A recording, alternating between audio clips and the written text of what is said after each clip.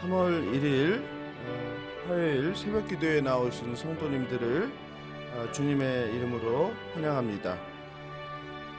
현장에서 또 가정에서 영상으로 함께하는 모든 성도님들께 하나님께서 생명의 말씀으로 오늘을 살아갈 새 힘과 능력 주시길 예수님의 이름으로 간구합니다. 다 함께 찬송가 288장 예수를 나의 구주 삼고 부르겠습니다.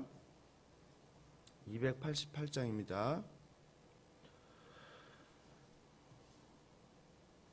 예수를 나의 구주 삼고 성령과 피로써 거듭나니 이 세상에서 내 영혼이 하늘의 영광 누리로다. 이것이 나의 간증이요 이것이 나의 찬송일세. 나 사는 동안 끊임없이 구주를 찬송하리로다. 온전히 주께 맡긴 내 영 사랑의 음성을 듣는 중에 전사들 왕래하는 것과 하늘의 영광 보리로다.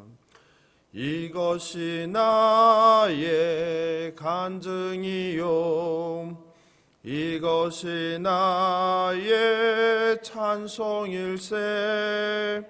나 사는 동안 끊임없이 구주를 찬송하리로다. 주 안에 기쁨 누림으로 마음의 풍랑이 잔잔하니 세상과 나는 간 곳 없고 구속한 주만 보이로다. 이것이 나의 간증이요 이것이 나의 찬송일세. 나 사는 동안 끊임없이 구주를 찬송하리로다.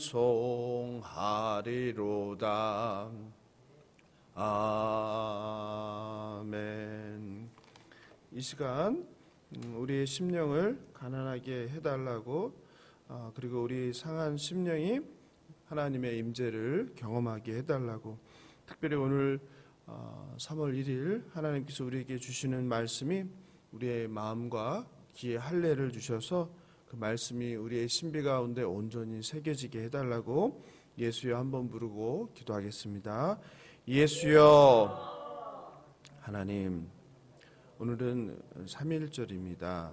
이 3.1절 비가 내리는 새벽입니다. 어느덧 길었던 겨울도 지나가고 이제 봄을 재촉하는 비가 내리고 있습니다. 3월 1일 정말 우리 민족에게는 중요한 그런 역사적인 날입니다. 하나님, 오늘 이 시간 휴일이지만 새벽을 깨워 하나님을 만나기 위해서 하나님을 찾고 부르기 위해서 하나님의 말씀을 사모하는 주의 백성들이 아버지 예배당에 나왔습니다. 또 영상으로 함께하고 있습니다. 하나님, 우리에게 꼭 필요한 말씀을 주셔서 우리가 오늘을 살아갈 힘을 얻게 하시고 하나님의 온전하신 뜻을 깨달아 알게 하셔서 주님 부르시는 그날까지 아버지 이 땅에서 아름다운 그리스도의 신부로 빚어져가는 우리 성도들 될 수 있도록 은혜를 베풀어 주시옵소서. 마태복음으로 말씀을 나누고 있습니다. 오늘도 우리에게 생명의 말씀을 주셔서 아버지 영육간에 공고한 자들이 치유함을 받는 놀라운 하나님의 역사가 일어나게 하여 주시옵소서. 감사하며 생명 되신 예수님의 이름으로 기도합니다. 아멘. 예, 오늘 주실 하나님 말씀 보겠습니다. 마태복음 5장 10절 12절입니다. 마태복음 5장 10절 12절입니다. 한 절씩 교독하시고 마지막 절은 합독하겠습니다. 마태복음 5장 10절 12절입니다. 의를 의하여 박해를 받은 자는 복이 있나니 천국이 그들의 것임이라.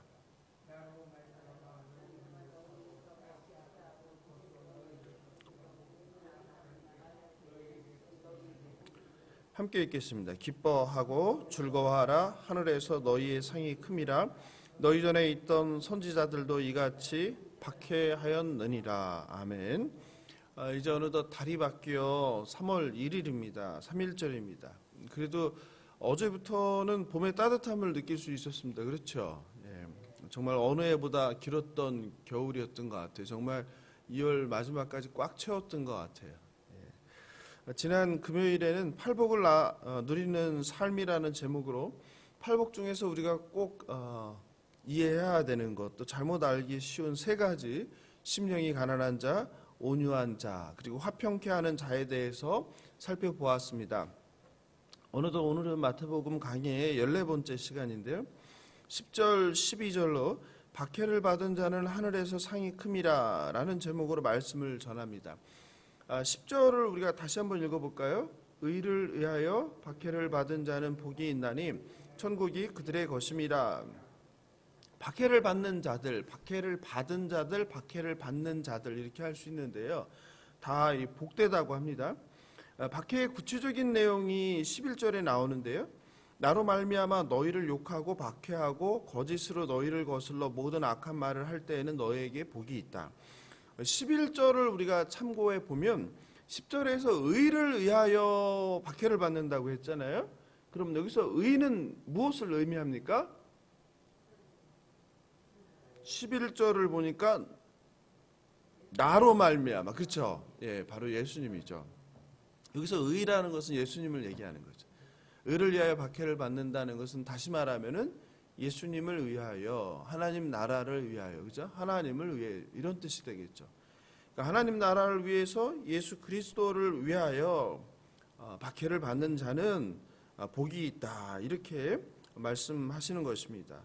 감사하게도 저와 여러분은 신앙의 자유가 있는 대한민국에 살고 있습니다. 그래서 박해를 받는다는 거, 박해를 당한다는 거, 이거에 대해서 크게 실감하지는 못합니다. 특별한 경우가 아니라면. 주로 가정에서 예수를 믿는다는 이유로 배우자에게 혹은 부모에게 핍박을 당한 이야기, 그 정도가 아닐까. 아니면은 직장을 다니는데 상사가 종교가 달라서 불편이나 불이익을 당하는 정도. 그게 우리가 이 땅에서 살면서 겪는 박해라면 박해일 거고 어려움이라면 어려움이 아닐까 생각합니다. 하지만 초대교회 성도들은 목숨을 걸고 예수를 믿었습니다. 그리고 오늘이 3일절인데 우리 조상들도 일제강점기에 이런 박해를 당했죠. 천황에게 절하라는 신사참배에 거부하여 핍박을 당했습니다. 박관준 장로님은 6년간의 옥고를 치르고 1945년 3월에 해방을 얼마 남겨두지 않고 순교하셨습니다. 또 여러분도 많이 들어보셨을 죽으면 죽으리라 라는 책을 쓰신 안희숙 선생님께서는 6년의 옥고를 치르고 그야말로 사형 직전에 기적처럼 광복으로 풀려나셨습니다. 일제강점기 신사참배를 거부했다는 이유로 투옥된 이가 2,000명 정도라고 합니다. 그리고 200개의 교회가 폐쇄되었습니다. 그리고 순교 자만도 50여 명에 이르는 것으로 추정됩니다. 유명하신 주기철 목사님께서는 신사참배에 대하여 못합니다. 그리스도의 신부는 일본 신사에 절하지 못합니다. 드리리로다 이 목숨 하나만이라도 주님께 드리리다 라고 고백하고 감옥에 들어가 싸늘한 죽음이 되어 돌아오셨습니다. 오늘날 종교의 자유가 없는 나라에서도 여전히 사람들은 목숨을 걸고 예수를 믿습니다. 미국 해외 선교 연구센터가 발표를 했는데요. 2011년 순교자와 종교의 재기라는 제목의 기사에서 지난 1990년, 그러니까 옛날이 아니에요. 몇 세기 전이 아니라 1990년부터 2000년까지 10년 동안 320만 명의 기독교인이 신앙 때문에 죽임을 당했다라고 발표했어요. 믿어지세요? 우리 예수를 믿는다는 이유로 옛날이 아니라 수천 년 전이 아니라 몇백 년 전이 아니라 불과 몇십 년 전인 1990년부터 2000년 10년 사이에 320만 명이 순교를 당했다고 합니다. 특별히 아프리카 수단, 콩고, 르완다에서의 내전 등으로 많은 기독교인들이 박해와 순교를 당한 것으로 알려져 있습니다. 수단의 누바라는 지역에서는 청장년 남자 50만 명이 순교를 당했다고 전해집니다. 먼 옛날 이야기로만 생각했는데 21세기 우리가 저와 여러분이 이렇게 자유롭게 신앙생활을 하는 이 순간에도 예수님을 위하여 목숨을 걸고 순교를 당하는 이런 이야기들을 듣다 보면은 정말 제 자신이 부끄럽고 또 마음이 숙연해지게 됩니다. 너무나 우리가 신앙의 자유를 누리고 있다는 것을 고마운 줄도 모르고 당연하게 살고 있는 것은 아닌지라는 생각을 하게 됩니다. 다행이고 감사한 것은 이렇게 목숨을 걸고 예수를 믿어 박해를 받는 사람들에게 무슨 일이 일어납니까? 오늘 성경에서 말씀하고 계시죠. 뭐가 임한다고 해요? 복이 있다라고 해죠. 그죠? 천국이 임한다고 합니다. 하나님 나라가 임한다고 합니다. 그것이 실제 어떤 것인지, 하나님 나라가 임한다는 거, 복이 임한다는 거, 천국을 이 땅에서 경험한다는 것이 무엇인지를 우리는 성경에서 찾아볼 수 있죠. 사도행전 바로 7장에서 스데반 집사가 순교하는 그 현장에서 천국이 임한다는 거, 하나님께서 어떻게 복을 주시는지를 우리는 미리 읽어서 알고 있습니다. 함께 같이 보겠습니다. 사도행전 7장 55절 56절입니다. 스데반이 성령 충만하여 하늘을 우러러 주목하여 하나님의 영광과 및 예수께서 하나님 우편에 서신 것을 보고, 스데반이 순교 직전에 하나님을 이렇게 경험하는 거예요. 예수께서 하나님 우편에 서신 이 영광을 보게 되는 거예요. 단순히 뭐 이렇게 기분이 좋고 괜찮고 이런 게 아니라 그 정말 상상할 수 없는 그 놀라운 거룩하고 영광스러운 장면을 순교의 장면에서 현장에서 보게 되는 거예요. 말하되 보라 하늘이 열리는 거예요. 실제로 천국이 임하는 거예요. 그냥 생각 속에서 내 심정적으로 임하는 것이 아니라 실제로 하나님 나라가 임하는 것을 경험하는 거예요. 인자가 하나님 우편에 서신 것을 보느라 한데, 스데반 집사가 이렇게 돌에 맞아서 순교하는 바로 직전에 이런 하나님의 영광과 예수님께서 하나님 우편에 계신 하나님 나라를 실제로 경험하게 되는 거예요. 그래서 그 순교를 기꺼이 감당할 수 있는 것이죠.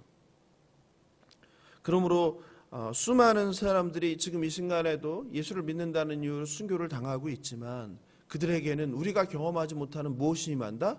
하나님 나라가 실제로 임한다는 것이죠. 하나님은 그것으로 위로하시고 그리고 격려하시고 그 순교의 현장을 견딜 수 있게 하신다는 것이죠. 루마니아에 살아있는 순교자 범브란트 목사님이 계세요. 들어보셨나요? 굉장히 유명하신 분인데, 범브란트, 루마니아에. 못 들어보셨어요, 장로님? 예. 이 범브란트 목사의 이야기를 제가 들려드리겠습니다. 제가 감옥에서 보낸 14년의 횟수가 길게 여겨지지 않았던 것은 홀로 독방에 갇혀 있으면서 믿음이나 사랑을 넘어선 어떤 기쁨을 하나님 안에서 발견했기 때문입니다. 그 기쁨이란 이 세상 그 무엇과도 견줄 수 없을 만큼 깊고도 독특한 황홀경 같은 것이었습니다. 그렇죠? 같은 것이죠. 스데반 집사가 경험했던 거랑 14년이나 감옥에서 생활을 했는데 그 시간이 기쁨이었다는 거예요. 그런데 그것은 보통 다른 사람들이 이해할 수 없는 황홀경 같은 것을 경험했다는 거예요. 우리 권사님께서도 참 힘든 시간들을 견뎌오셨는데 20년을 건너오셨다고 그러셨잖아요. 그죠? 근데 어떻게 와보니 20년이 지났더라. 그죠? 그래서 우리가 20년을 그런 힘든 시간을 걷게 한다면 누가 그걸 감당할 수 있겠어요? 그런데 어떻게 하나님과 동행하면서 정말 죽을 것 같은 수많은 시간들이 왔지만 지나놓고 와니 20년이 지났더라. 그죠? 14년을 내가 감옥에서 지낸다고 생각하면 그게 뭐 상상으로도 끔찍한 일 아니에요?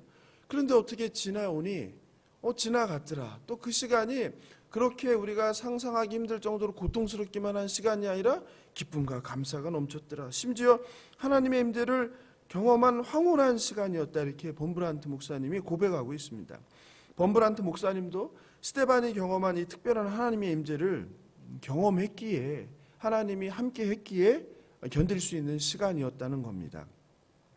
이 목사님이 그 박해당한 이야기를 제가 좀 더 이야기를 오늘 해드리겠습니다. 저는 1948년 2월 29일 지하교회에서 주님을 섬기다가 납치되어 여러 감옥에서 있었습니다. 그들은 저를 고문했습니다. 제 척추와 뼈들을 부러뜨렸고 12군데나 칼자국을 냈고 18군데의 화상자국을 남겼습니다. 저는 감옥에서 나온 후 일주일 만에 다시 복음을 전하기 시작했고 3년 후에 다시 투옥되었습니다.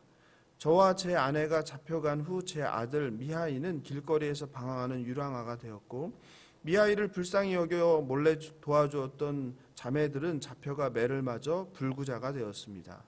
우리는 죄인이 아닌 죄인이 되어 안쪽에 톱날이 선 족쇄로 채워졌습니다. 거꾸로 매달아 채찍으로 때리는 고문 정도는 예사였습니다. 후르레스크라는 성도는 죽도록 매를 맞았습니다. 그리고서 붉게 달아오른 새 갈고리와 칼로 고문을 당한 후 굶은 쥐들을 감방에 넣어 잠을 자지 못하게 했습니다. 2주일 내내 밤낮 없이 선체로 그가 고문받는 이유는 동역하는 성도들을 배반하지 않는다는 것이었습니다. 그가 굴복하지 않자 그들은 14살 난 그의 아들을 데려다 그 앞에서 사정없이 채찍질했습니다. 아들아, 나는 이들에게 말해야 되겠다. 내가 더 이상 네가 고통을 당하는 것을 볼 수 없구나. 아들은 이렇게 말합니다. 아버지, 저는 주님을 파는 아버지를 원하지 않습니다. 끝까지 견디십시오. 만약 이들이 저를 죽인다면 저는 예수님과 조국을 위해 죽겠습니다. 악에 찬 간수들은 소년을 그 자리에서 때려 죽였습니다. 감방벽은 붉은 피로 물들었고 소년은 주님을 찬양하며 숨을 거두었습니다. 그러나 감옥에 갇힌 그리스도인들은 단순히 이렇게 고문을 견디어내는 것만이 아니라 그 감옥 안에서도 끊임없이 주님을 증거했습니다. 마치 사도 바울이 옥에 갇혀서 간수들에게 복음을 증거한 것과 마찬가지였습니다. 한 형제가 감방에 있는 사람들에게 복음을 전하고 있을 때 갑자기 간수가 나타나 고문실로 끌려갔다가 피투성이가 된 채로 돌아왔습니다. 그 형제가 정신을 차리자 그 형제는 서서히 몸을 일으켜 온 매무새를 바로 한 후 감옥에 있던 사람들에게 다시 이렇게 말했습니다. 여러분, 제가 아까 어디까지 이야기하다 잡혀갔지요? 라고 물으며 다시 복음을 증거했습니다. 사랑하는 주 안의 성도 여러분, 지금 저와 여러분은 도대체 무엇을 하고 있습니까? 많은 한국교회와 성도님들이 정말 본질이 아니라 비본질적인 것으로 서로 갈등하고 싸우고 있습니다. 우리가 이렇게 갈등하며 갈팡질팡하고 있는 그런 상황 가운데 지구 어디에선가 지금 이 시간에도 예수를 믿는다는 이유로, 예수를 전한다는 이유로 박해를 당하며 피 흘려 순교를 당하는 사람들도 있습니다. 생명을 위협해도 세상 그 무엇과도 예수님을 바꾸지 않겠다고 목숨을 포기합니다. 믿지 않는 사람에게 예수를 전하다 순교를 당합니다.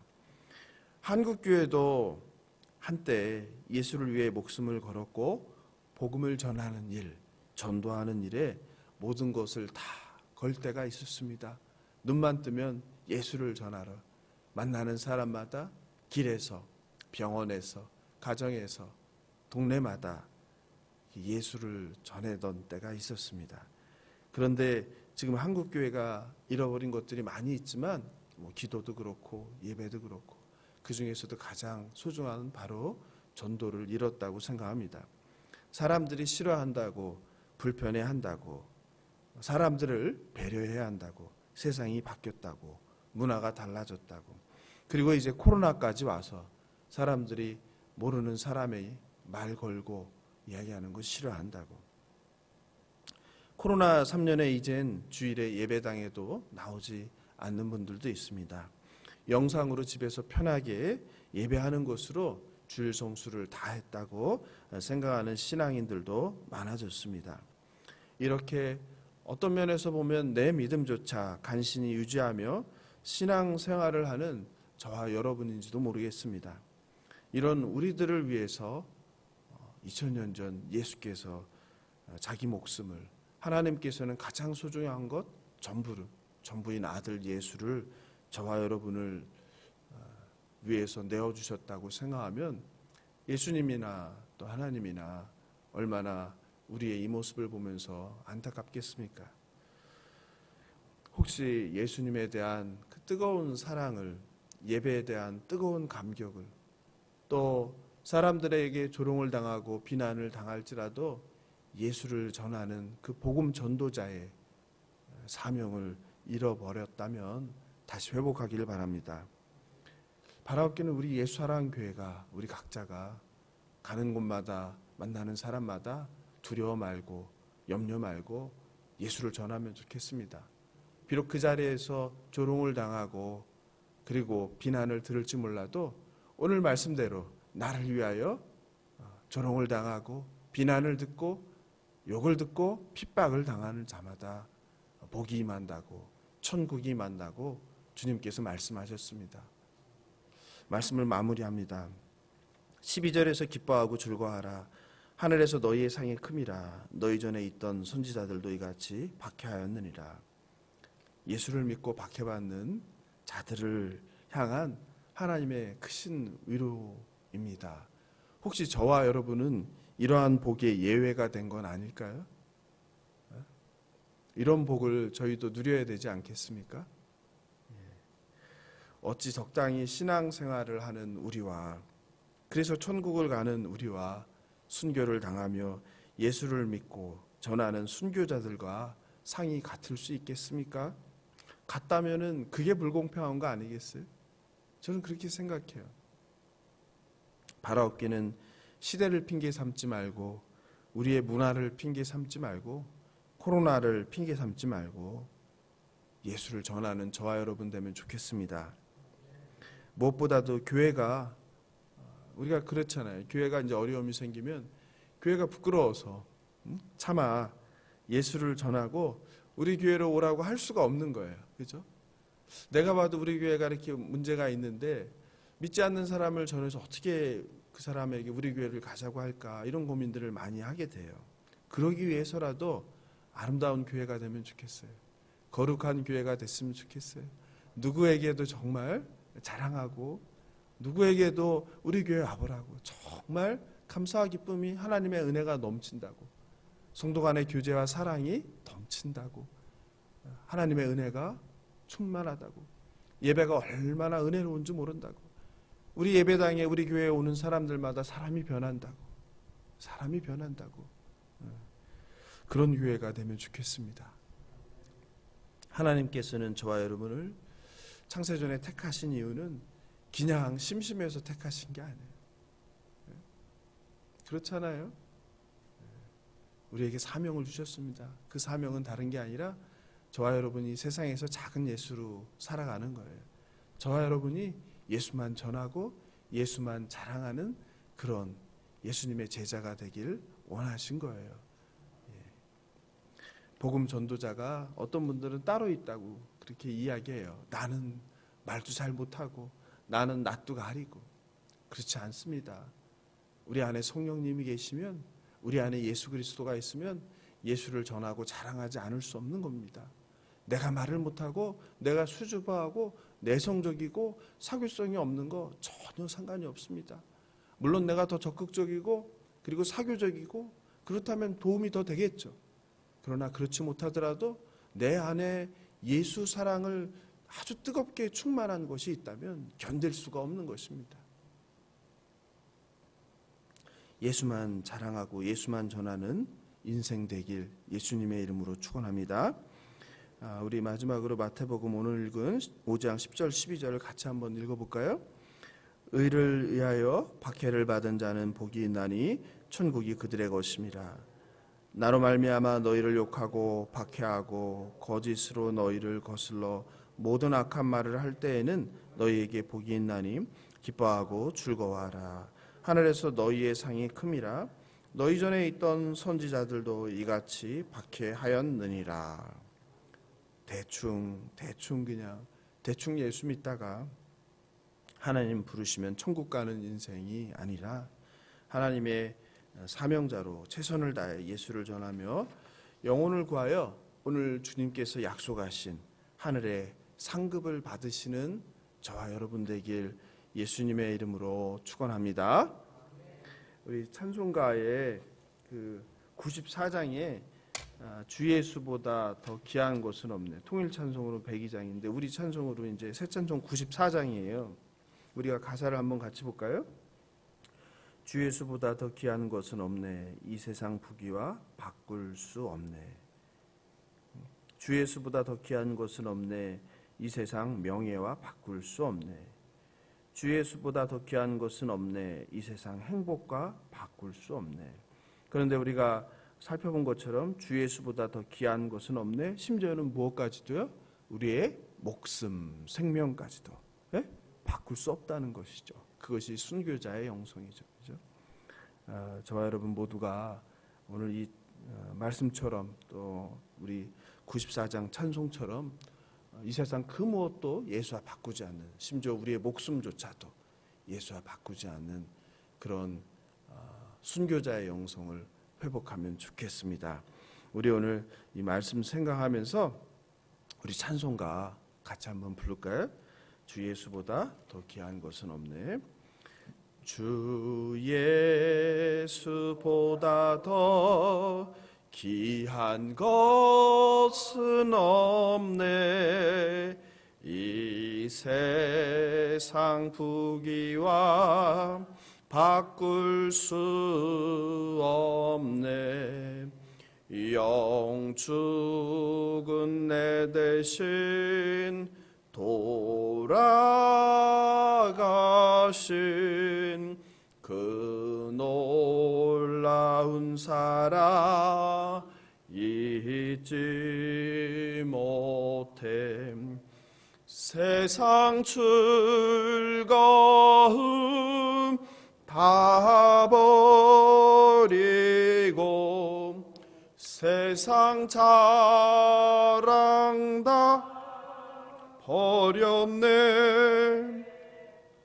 주 예수보다 더 귀한 것은 없네. 예수 밖에는 없네. 주 예수보다 더 귀한 것은 없네. 이 세상 명예와 바꿀 수 없네. 이전에 즐기던 세상 일도 주 사랑하는 마음 뺏지 못해. 세상 즐거움 다 버리고 세상 자랑 다 버렸네. 주 예수보다 더 귀한 것은 없네. 예수 밖에는 없네. 주 예수보다 더 귀한 것은 없네. 이 세상 행복과 바꿀 수 없네. 유혹과 핍박이 몰려와도 주 섬기는 내 맘 변치 않아. 세상 즐거움 다 버리고 세상 자랑 다 버렸네. 주 예수보다 더 귀한 것은 없네. 예수 밖에는 없네. 오늘 말씀 생각하면서 기도하면 좋겠습니다. 정말 우리가 예수만 자랑하고 예수님만 전하는 전도자의 삶을 살게 하옵소서. 정말 우리가 너무 이렇게 자유로운 신앙생활하는 것을 하나님께 감사하며 그것을 너무나 당연하게 여기지 아니하고 이 세상 어딘가에서는 지금 이 순간에도 예수를 믿는다는 이유로 핍박받는 형제 자매들이 있다는 것을 기억하며 그들을 위해서 기도하는 우리가 되게 해달라고, 또 특별히 이 나라 이 민족을 위해서 3월 9일 대통령 선거를 앞두고 국민이 분열하지 않게 해달라고, 또 성도들 간에도 생각이 달라서 그런 이야기로 마음 상하지 않게 해달라고, 하나님의 뜻에 합한 지도자를 하나님께서 잘 세워주시도록, 그리고 러시아와 우크라이나 간의 전쟁으로 무고한 생명들이 살상당하지 않게, 또 그 땅에 있는 선교사들과 기독교인들을 보호해달라고, 그리고 환우들을 위해서, 또 코로나가 이제 봄이 왔는데 완전히 종식되게 해달라고 예수여 한번 부르고 기도하겠습니다. 예수여.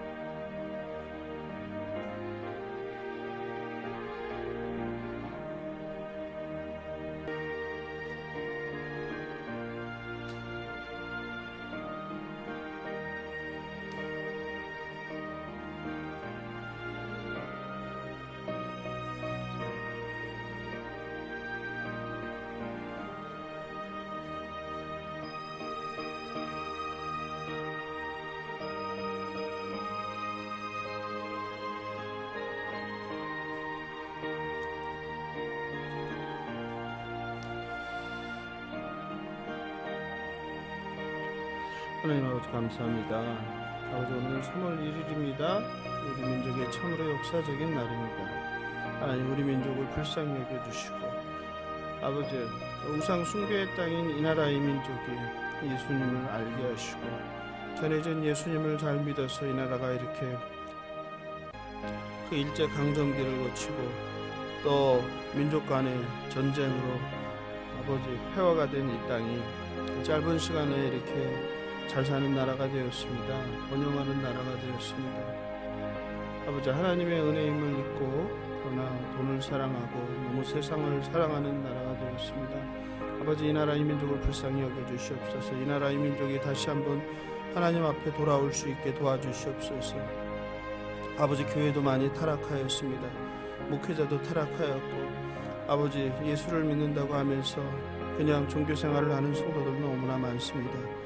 다시 한번 아버지 이 나라 이 민족이 하나님을 경외하고 하나님을 겸손히 섬기며 오직 예수만 자랑하고 아버지 예수만 전하는 그런 민족 되게 하여 주시옵소서. 그런 교회 되게 하여 주시옵소서. 세상의 힘과 권력을 추구하는 어리석은 교회 되지 않게 하여 주시고 온전히 예수만 전하고 예수만 사랑하고 아버지 하늘에 썩어져 미랄이 되는 내가 죽고 타자를 살리는 그런 교회들 되게 하여 주시옵소서.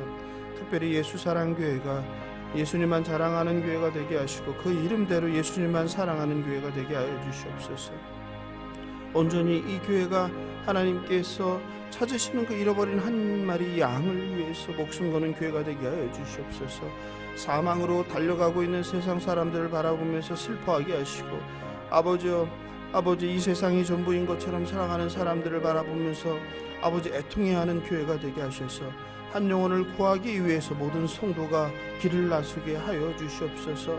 만나는 사람마다 아버지의 예수를 전하게 하시고 교회로 인도할 수 있도록 아버지 그 입술을 주장하시고 그 안을 성령으로 뜨겁게 채워 주시옵소서. 예수를 전하지 않으면 밥을 먹지 못하게 하시고 예수를 전하지 않으면 잠을 잘 수 없을 정도로 오직 예수님만으로 충만한 우리 성도님들 될 수 있도록 하여 주시옵소서. 비본질적인 것으로 다투고 갈등하지 아니하게 하여 주시고 오직 하나님께서 뜻하시고 하나님이 기뻐하시는 그 본질을 향하여 뚜벅뚜벅 걸어가는 교회 될 수 있도록 이 교회를 사용하여 주시옵소서. 우리 성도들을 사용하여 주시옵소서. 하나님, 의를 위하여 박해를 받는 자는 복이 있다고 하였는데 우리는 그것에서 예외가 아닌가 싶습니다. 우리 또한 그 복을 주시옵소서. 의를 위하여 박해를 받는, 예수를 위하여 박해를 받아 천국을 누리며 살아가는 우리 모두가 될 수 있도록 은혜를 베풀어 주시옵소서. 오늘도 말씀 붙들고 세상으로 나갑니다. 전도자로서 오늘도 하루 세상에 나가 예수를 증거하며 살아가는 우리 예수 사랑교회 작은 예수들 될 수 있도록 주님 인도하여 주시옵소서. 감사하며 생명 되신 예수님의 이름으로 기도합니다. 주님께서 가르쳐 주신 기도로 새벽 기도회를 마치겠습니다.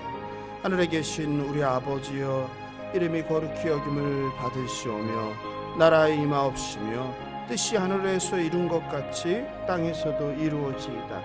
오늘날 우리에게 일용할 양식을 주옵시고 우리가 우리에게 죄 지은 자를 사하여 준 것 같이 우리 죄를 사하여 주옵시고 우리를 시험에 들게 하지 마옵시고 다만 악에서 구하옵소서. 나라와 권세와 영광이 아버지께 영원히 있사옵나이다. 아멘. 감사합니다. 오늘도 세상에서 예수만 전하고 자랑하는 성도님들 되시길 바랍니다. 안녕히 돌아가십시오.